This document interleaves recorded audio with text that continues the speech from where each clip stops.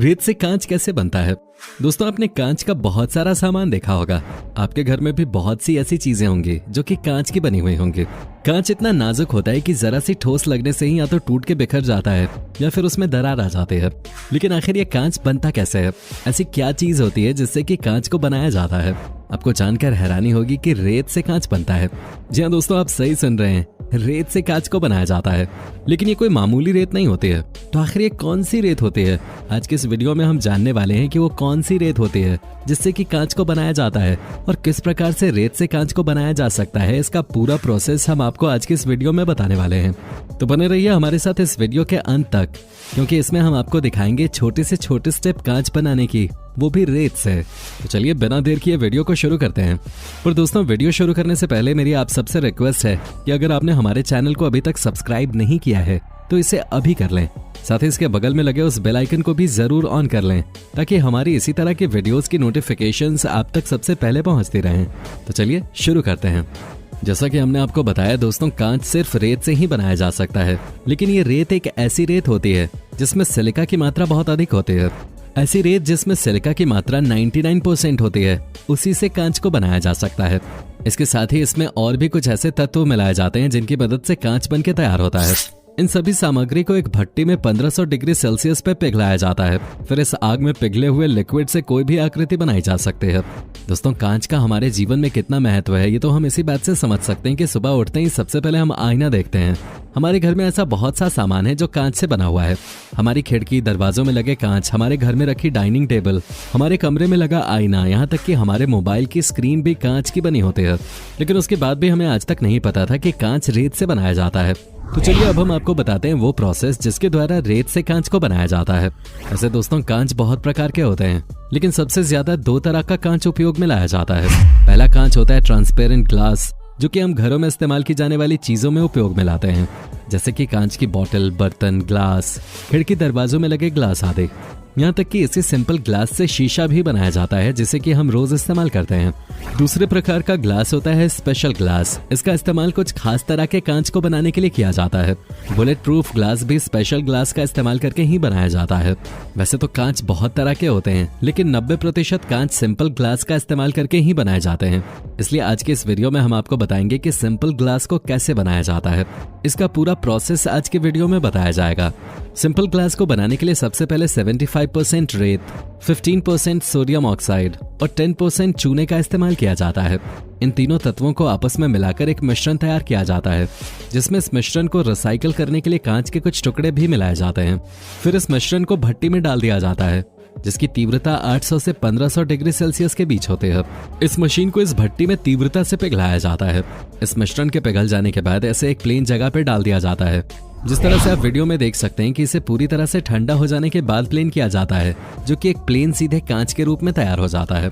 लेकिन अगर आप कांच को किसी दूसरे आकार में ढालना चाहते हैं, तब अलग अलग डिजाइन के सांचे होते हैं जिसमें इस गर्म मिश्रण को डाला जाता है। फिर ठंडा होने के बाद ये मिश्रण उसी आकार का बन जाता है। इस प्रकार से ग्लास अलग अलग आकार का बन जाता है। जैसा कि हम देख सकते हैं, हमारे सामान्य जीवन में भी कांच की अलग अलग डिजाइन की चीजें होती हैं, कुछ गोल, कुछ लंबी, कुछ पतली, तो कुछ जीवों के आकार के। इन सबको इसी प्रकार के सांचे में डालकर डिजाइन दिया जाता है। हम हर रोज ही कांच की पता नहीं कितनी चीजें देखते हैं, लेकिन हमने कभी नहीं सोचा होगा कि ये सब रेत से बनता है। दोस्तों, हम आपको बता दें कि कांच के बने शीशे 3 तरह के होते हैं। पहला पारदर्शी शीशा, जिसके आर पार देखा जा सकता है। दूसरा अपारदर्शी शीशा, जिसके आर पार नहीं देखा जा सकता। और तीसरा अल्प पारदर्शी शीशा, जिसके आर पार थोड़ा बहुत दिखाई देता है। शीशा बनाने के लिए कांच को लटाकर रोबोटिक्स सिस्टम द्वारा कन्वेयर बेल्ट तक पहुंचाया जाता है, जिसके बाद पानी और ऑक्साइड से इसकी सफाई की जाती है। साथ ही गर्म पानी के इस्तेमाल से भी इसकी सफाई की जाती है। इसके बाद कांच पर कोटिंग की जाती है और लिक्विफाइड टिन चढ़ाया जाता है, जिससे कि कांच का पिछला हिस्सा तैयार हो जाता है। इसकी वजह से कांच पर सिल्वर आसानी से चिपक जाता है। सिल्वर को लिक्विड फॉर्म में कांच पर चढ़ाया जाता है, जिसमें कुछ और तत्व भी शामिल किए जाते हैं और कुछ केमिकल भी उपयोग में लाए जाते हैं, जिससे कि सिंपल कांच आईने में तब्दील हो जाता है। इसके बाद इस पर कॉपर की डबल कोटिंग की जाती है, जिससे कि कांच काफी मजबूत हो जाता है और लंबे समय तक चलता है। इसके बाद इसे ड्रायर में रख दिया जाता है सूखने के लिए, जहां तापमान होता है 31 डिग्री सेल्सियस। इसके बाद इसके पीछे की तरफ एक पेंट किया जाता है, साथ ही उसे मशीनों की सहायता से सुखाया जाता है। कुछ कंपनियां इसके लिए कांच के पिछले हिस्से पर कोटिंग भी करती हैं। इसके बाद इस तैयार हुए कांच को अलग अलग आकारों में डिमांड के हिसाब से कट करके रख दिया जाता है। साथ ही इसमें अलग अलग तरह के डिजाइन भी शामिल किए जाते हैं। एक तैयार हुए कांच को वैसे तो कई तरह के डिजाइन या कटिंग दी जाती है, लेकिन जो सबसे ज्यादा इस्तेमाल की जाती है उस टेक्निक का नाम है स्वचालित झटका मोल्डिंग। दोस्तों आपको बता दें कि इस तकनीक का इस्तेमाल जार, बॉटल, ग्लास आदि बनाने में किया जाता है। इसके लिए सबसे पहले कांच की पिघली हुई सामग्री को एक खोखले सांचे में भर दिया जाता है। ये सांचा किसी भी आकार का हो सकता है। इस सांचे की आंतरिक सतह पर वही आकार होता है जो कि हम कांच को देना चाहते हैं। इसमें हम पिघले हुए कांच को सांचे में डालते हैं, तब मोल्डिंग होना शुरू हो जाती है।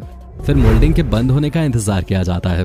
जब एक बार मोल्डिंग पूरी होकर बंद हो जाती है, तब इस सामग्री को सांचे की दीवारों के अनुकूल बनाने के लिए हवा का प्रवाह छोड़ा जाता है। जब पिघला हुआ कांच ठंडा हो जाता है, तब सांचे को खोलकर कांच के सामान को बाहर निकाल लिया जाता है और जैसा कि सांचे का आकार होता है वैसे ही आकार में कांच बनकर बाहर आ जाता है। दोस्तों कांच का आविष्कार मिस्र में लगभग 2500 साल ईसा पूर्व किया गया था। पहले इसका इस्तेमाल साज सज्जा की चीजों में किया जाता था, लेकिन उसके बाद कांच के बर्तन भी बनाए जाने लगे। उसके बाद पहली बार 1835 में आधुनिक शीशे भी बनाए गए, जिनका इस्तेमाल हम कांच के रूप में करते हैं। इसका आविष्कार एक जर्मन वैज्ञानिक ने किया था। जर्मनी में ही सिल्वर लेयर वाले कांच का इस्तेमाल पहली बार किया गया था, जिससे कि आज पूरी दुनिया उपयोग में लाती है। तो दोस्तों आपने देखा किस तरह से रेत का इस्तेमाल करके कांच बनाया जाता है। ये एक अनोखी सी बात लगती है, क्योंकि रेत को देखकर कोई भी ये नहीं कह सकता कि ये कांच भी बना सकते हैं। लेकिन हमने आज की वीडियो में आपको पूरा प्रोसेस बताया कि किस तरह से रेत के साथ कुछ और केमिकल मिलाकर कांच को बनाया जाता है।